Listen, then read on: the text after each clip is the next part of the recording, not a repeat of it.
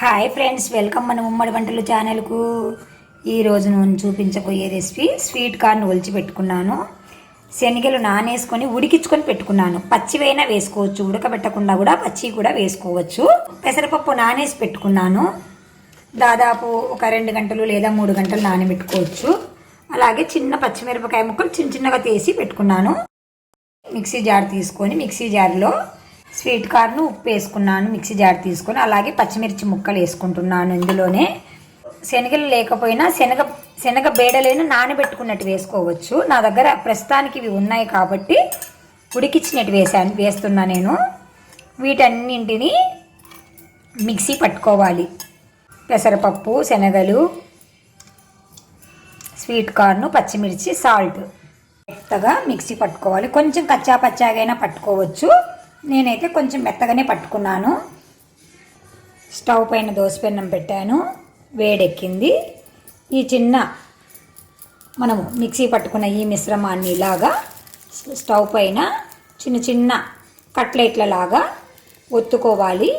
మీకు ఇష్టం ఉంటే ఇంకా సన్నగా తరిగిన ఆనియన్స్ వేసుకోవచ్చు, సన్నగా తరిగిన కొత్తిమీర అది కూడా వేసుకోవచ్చు. ఓకేనా ఫ్రెండ్స్, ఇలాగా అటు ఇటు కొంచెం ఆయిల్ వేసుకొని కాల్చుకోవాలి. కొంచెం లైట్గా వేసుకొని కాల్చుకోవాలి. ఇటు ఒక పక్క కాలాక ఇంకొక వైపుకు టర్న్ చేసుకోవాలి. చాలా టేస్టీగా ఉంటాయి ఫ్రెండ్స్.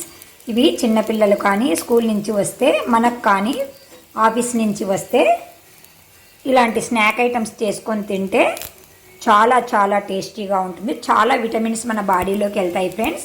తప్పకుండా మీరు ట్రై చేసుకొని కొంచెం ఓపిక తెచ్చుకొని చేసుకోండి ఫ్రెండ్స్.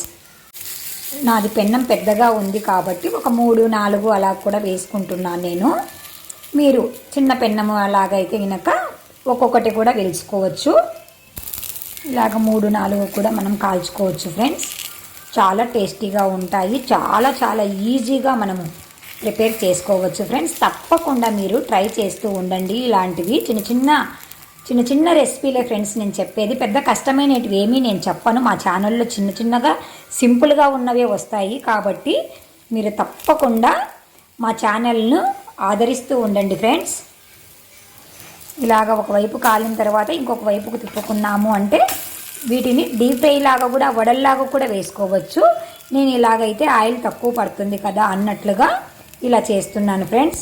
వీటిని మనము టమాటా సాస్తో అయినా తినొచ్చు, ఇలాగే ఒట్టివైనా తినొచ్చు. ఎందుకంటే ఉప్పు కారం వేస్తాం కదా. ఇంకా మీకు ఇష్టం ఉంటే కొద్దిగా జీలకర్ర, వాము కూడా వేసుకోండి. చాలా టేస్టీగా ఉంటాయి. ఓకేనా ఫ్రెండ్స్, బై బై ఫ్రెండ్స్.